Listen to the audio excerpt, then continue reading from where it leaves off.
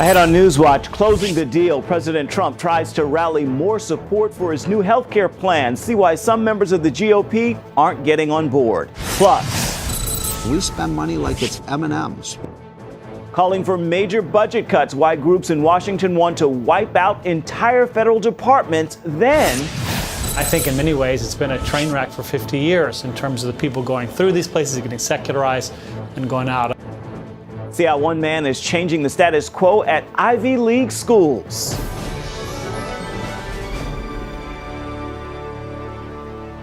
Thank you so much for joining us for CBN NewsWatch. I'm Ephraim Graham. GOP lawmakers face an uphill battle for their new health care plan. A number of conservatives are reluctant to support the bill, even as President Trump and other Republican leaders increase the pressure. Charlene Aaron is on this story. To close the deal on the GOP health care plan. Asked if he could get the votes after going to Capitol Hill to meet with House Republicans. But the president warned conservatives opposing the bill that a no vote could cost them in next year's midterm elections. We're going to make sure that we remember those who stood by us. If we fail to get it done, fail to meet the promises made by all of us, including the president, then it could have a very detrimental effect to Republicans in 2018 who are running for re-election, said Representative Mike Conway of Texas. He added, if it fails, then there will be a lot of people looking for work in 2018. The House Republican leadership has made concessions to try to secure more votes and appease skeptical conservatives. The GOP plan scales back the role of government in the private health insurance market and limits future federal financing for Medicaid. It would also repeal tax increases on high-income earners and do away with Obamacare's penalties requiring all Americans have health care. But even with revisions, passage remains unsure. A senior White House official says the administration is trying to persuade about 20 to 25 opposed or undecided House Republicans. All Democrats in the House are expected to vote no, but 22 Republican no votes would kill the bill.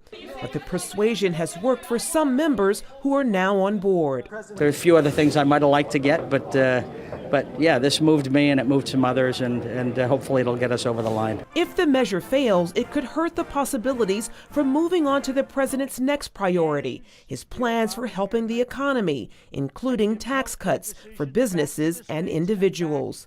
Charlene Aaron, CBN News. Officials in South Korea say North Korea's latest missile test has failed. The South Korea Defense Ministry isn't sure what kind of missile North Korea launched today, but according to the U.S. Pacific Command, the missile, quote, appears to have exploded within seconds of launch. It comes 4 days after North Korea announced it tested a new rocket engine, calling it, quote, a great leap forward in their missile program. It is day 3 of Neil Gorsuch's Supreme Court confirmation hearings, and it is another long day of questions from the Senate Judiciary Committee ahead of him. Abigail Robertson brings us the story. Supreme Court nominee Neil Gorsuch is determined to convince senators of his impartiality. I have no difficulty ruling against or for any party, other than based on what the law and the facts in the particular case require. And I'm heartened by the support I have received from people who recognize that there's no such thing as a Republican judge or a Democratic judge. We just have judges in this country. Still, Senate Democrats continue to try to pin him down on controversial issues like abortion, gun control, and President Trump's travel ban. Do you agree with Judge Wilkinson that the Second Amendment is ambiguous? If so, should the ambiguity be decided by the courts or by legislatures? But Gorsuch remains steadfast in refusing to hint at any decisions he might make. I'm not going to say anything here that would give anybody any idea how I'd rule in any case. President Trump promised to nominate a pro-life justice, but Gorsuch refrained from discussing his stance on the issue. Had you ever met President Trump personally? Not until my interview. In that interview, did he ever ask you to overrule Roe v. Wade? No, Senator. What would he have done if he'd asked? Senator, I would have walked out the door. That's not what judges do. Senate Democrats repeatedly expressed frustration that President Obama's nominee to replace Antonin Scalia, Merrick Garland, never received a hearing. Senator Lindsey Graham answered that criticism by citing the unofficial Biden rule from 1992. This is what the chairman of this committee, Joe Biden, said about that possibility then. It would be our pragmatic conclusion that once the political season is underway, and it is, action on a Supreme Court nomination must be put off until after the election campaign is over. That didn't stop Senator Leahy from asking Gorsuch about what some Democrats are calling a stolen seat. Do you think he was treated fairly by this committee, yes or no? Senators, I explained to you before, I can't get involved in politics.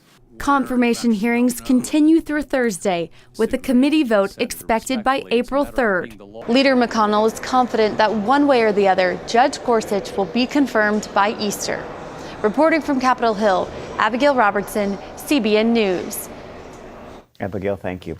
President Trump is taking heavy criticism for the big budget cuts he's proposed for a number of government agencies. But as Paul Strand reports, some in Washington are ready to go even further and wipe out entire federal departments and programs.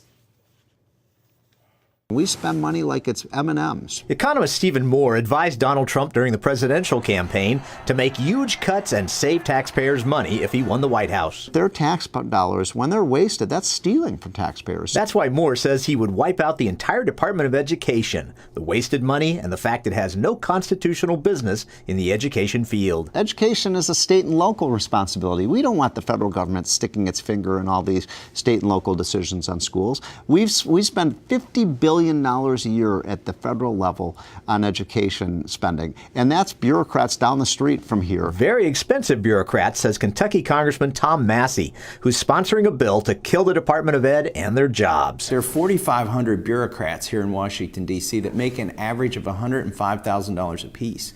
That's over twice the average teacher's salary in Kentucky. Since states and local districts already take care of education, he says a federal department is redundant and unnecessary. When I started school as a youngster in public school in Kentucky, there wasn't a Department of Education, yet education existed. And that's not the only cabinet-level department Massey and Moore would kill. Both would get rid of the Department of Energy. You know, our energy policy should be two words: free market. We don't need to have government choosing one form of energy over another. Massey says don't even tax Americans for such departments. I mean, a lot of it's spent on the bureaucracy. We would be better off not even collecting those taxes and bringing them to Washington, D.C. Massey is also co-sponsoring a bill to wipe out the Environmental Protection Agency, though he's quite the green believer himself. I live off the grid. My house is powered with solar panels. Yet people think because I want to eliminate a federal bureaucracy, I'm against the environment. That couldn't be further from the truth.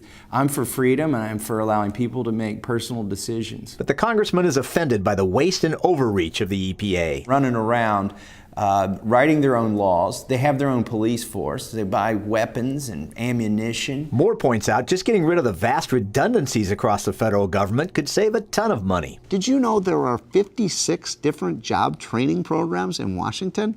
There are 48 special education programs. Why not consolidate them, put them under one roof? That's what a business would do. Both Massey and Moore point out Washington has no authority to do much of what it does with these bureaucracies. You could make an argument that my friend Walter Williams makes, one of our great economists, who says 2/3 of what the government does isn't even sanctioned in the U.S. Constitution, which means it's unconstitutional. And the present power structure in Washington might be the first in decades to do something about it. Many bureaucrats are probably shaking in their boots, knowing that this businessman president, paired with both a Republican House and Senate, may actually be ready to shrink government rather than see it grow. Paul Strand, CBN News, reporting from Capitol Hill. North Carolina's economy is doing great despite boycotts over its transgender bathroom law. That is according to Site Selection magazine. It found the state set records in the tourism industry and business overall is strong. The magazine reports North Carolina ranked 4th in the nation for attracting and expanding business and was number 1 in its region. Opponents of the bathroom law say the state would have done even better if it hadn't lost key sporting and concert events. Still to come, we'll show you the movement aimed at bringing our nation's elite universities back to their biblical roots. Christians helped to start many of the nation's most elite universities, including Harvard, Princeton, and Yale. But in modern times, they've shed that heritage, becoming distinctly secular. Caitlin Burke shows us how one ministry is fighting to bring them back to their roots. To Christian ministries, many college campuses might as well be putting out "not welcome" signs. Activists and campus administrators increasingly target Christian groups. One weapon, accusing them of failing to meet non-discrimination policies. I think a lot of times these campuses, I think about the way the Soviet Union was years ago. They had a few show churches to make it look like a freedom religion, but behind the scenes they do a lot to suppress it and keep it out as much as they can. Matt Bennett saw a need for more Christian influence at elite universities. I think in many ways it's been a train wreck for 50 years in terms of the people going through these places, getting secularized and going out. I mean, the research we've done, if you look at the most influential schools, maybe the top 20, and look at the top leaders in government, business, education, and media, about 2/3 of them went to those top 20 schools. In 2011, he started Christian Union to specifically focus on schools that consistently produced the nation's leaders. That's led to 10 campus chapters, including all the Ivy League. If we want to change the nation, we've got to hit these people and minister to them. These campuses have done us a great service. They've brought together some of the most leadership-minded, ambitious young people in the country. And then our part is simply to tell them about Jesus Christ and disciple them in the Lord. Christian Union has faced some pushback from university officials, just as other Christian groups have on secular campuses. But Bennett has a more aggressive approach to dealing with discrimination, making it clear to the university that he won't back down or go away. When you do that, the universities end up respecting you more because of it. They know they can't just kind of roll right over you in whatever the circumstance is. A pretty radical approach that's seen success on campus, but actually met resistance from Christians for its aggressive stand. Bennett's response is to point to the Apostle Paul. We need to be firm about it. You see, wherever the Apostle Paul went in his travels, there was either riots or revival. When you preach the gospel and you put it forth, there's often reaction. So we should expect that's normal and should happen, and not be afraid of it. There's going to be some turmoil from time to time. When Princeton University refused to recognize Christian Union, Bennett took a move from the playbook of powerful secular groups, hiring a civil rights organization. So they wrote a letter to the president of Princeton, and she wrote back in 3 days and said, "You're absolutely right. You should be." So they did the right thing, and we're thankful for that. They did in 3 days what they wouldn't do for us in 3 years. And his efforts have led to positive response from students looking for more than just academic achievement. I think these students are hungry for, in their soul, the things of God, really just like everybody else. And it can be hard to be in touch with that when you're running so hard after what's glamorized as success in the world's eyes.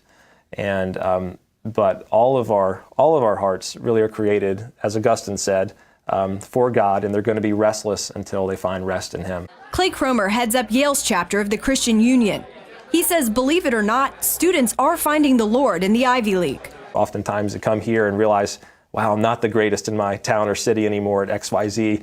I'm around a bunch of people just like me, and so as people wrestle with those things, they can get in touch with the needs they have, which are really for the Lord. Even having achieved, come to my dream school, that did not satisfy, and that was not it. There's still a longing within, and a consciousness of need in me, and knew that somehow that had to do with God, but didn't really know I didn't know what that looks like. In the midst of his search, Kenneth received an invitation to a Christian Union Bible study. It was there that I think I was seeing in someone light. I just watching the way he was talking and the way he was reading the Bible, and as if he actually loved it and believed it, and there was reality there.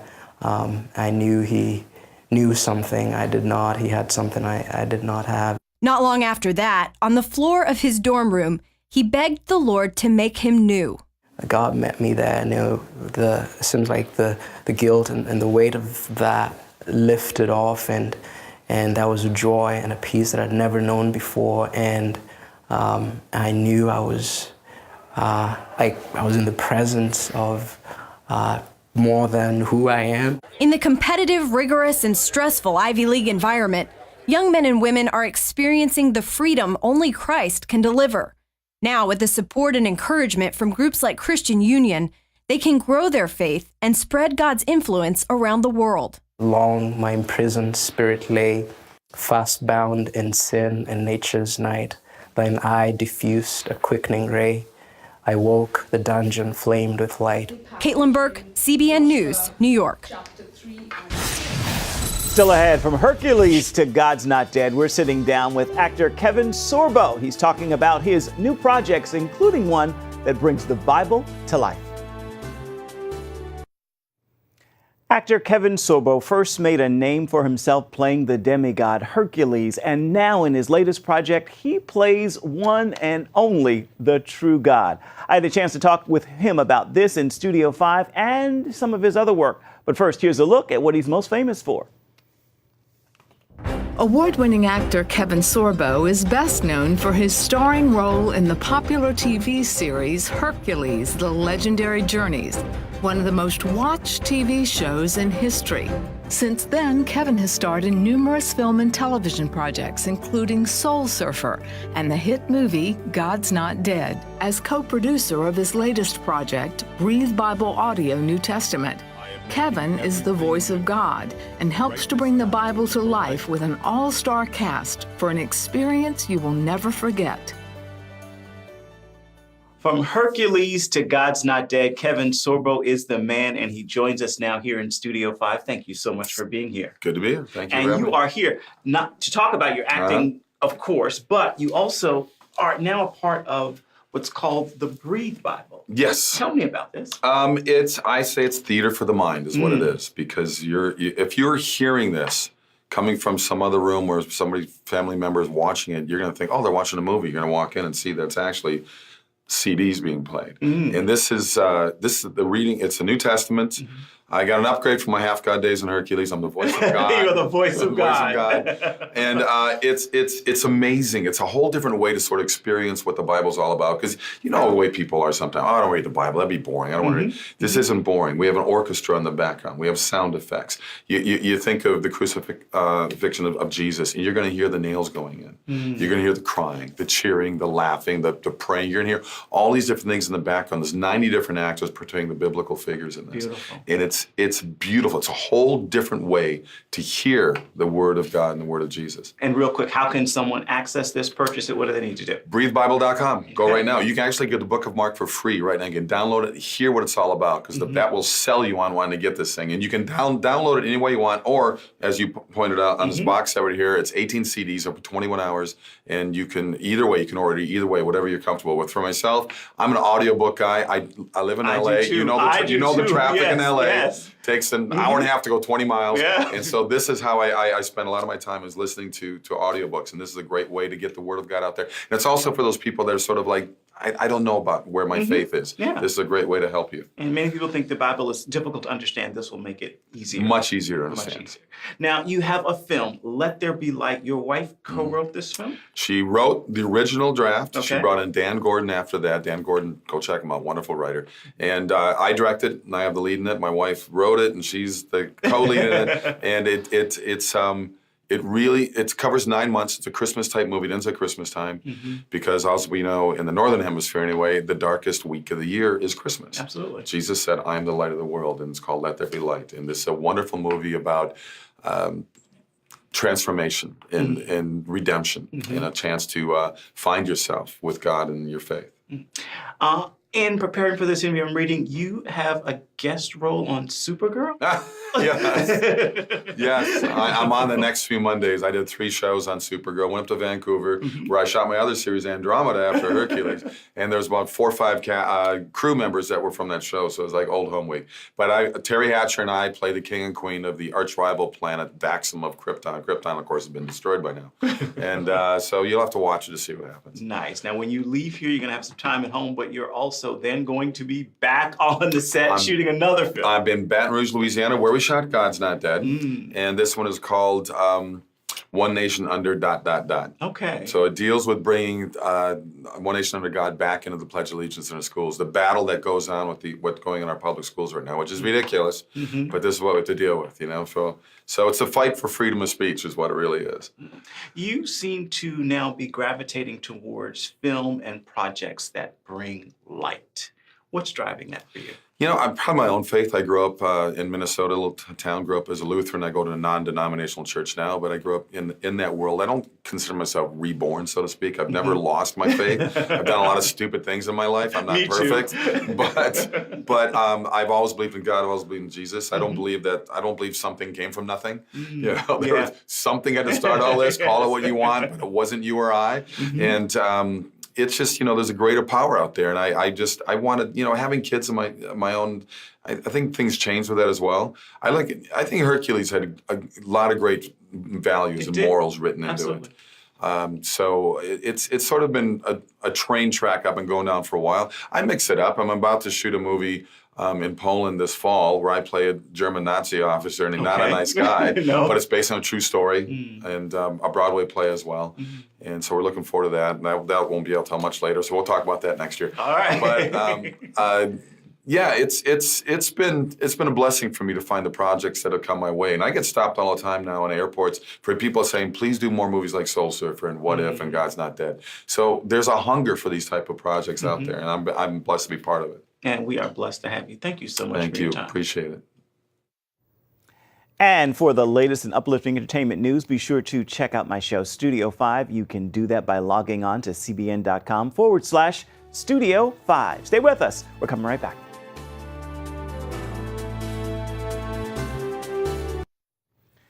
It is time for your Wednesday Word, and here is something to consider. As long as you are breathing, there is more work and blessing ahead of you. With that said, know this: failure is not final, and delay is not denial. Pray for your timing to fall in line with the timing of God, and you will be at peace with the process. Hold fast to that word and make this a wonderful Wednesday. God has gone before you and made that possible.